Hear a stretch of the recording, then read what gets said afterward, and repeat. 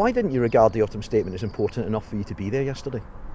Well, I had a choice, really. Having spent weeks negotiating and agreeing the autumn statement, which of course is very much a autumn statement co-authored by both parties in the coalition, I had a choice. I either could sit in the House of Commons and listen to Ed Balls go on and on and on, or I could actually go out, as I did, to Cornwall and talk to apprentices, as I did, about the benefit that they will derive from the national insurance break provided to people employing apprentices below the age of 25, the many millions of people in the country which will be £120 better off because of the tax break that we're introducing next April, raising the point at which you pay income tax to £10,600. I'm a politician who believes that politicians shouldn't be stuck in the Westminster bubble, and that's something I've always done and I will continue to do. Are you a politician that doesn't want to be seen sitting next to the Prime Minister? It's a bit late for that now. We've been sitting next to each other and serving together for a long time. No, I just think, in this day and age, we should get out there and not simply just have politicians talk to each other in the chamber of the House of Commons, but actually talk to people who matter, who are, after all, the people who we really should care for, which is the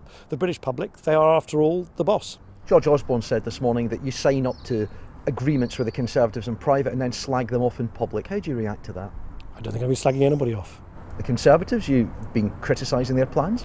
I criticise the Conservative-only plans, of course I do, because the Conservative-only plans are to ask the working-age poor to pick up the tab for the mistakes made by the bankers, and that's why it's so important to have had the Liberal Democrats in office around the cabinet table. If the Conservatives had been in government on their own, I'm absolutely sure they would have penalised many people of lower incomes in this country because they frankly just don't care about them as much as the Liberal Democrats do. And I think one of the virtues of the coalition government is that we've struck the right balance, and always sought to strike the right balance, between balancing the books but balancing them in the way that is done fairly.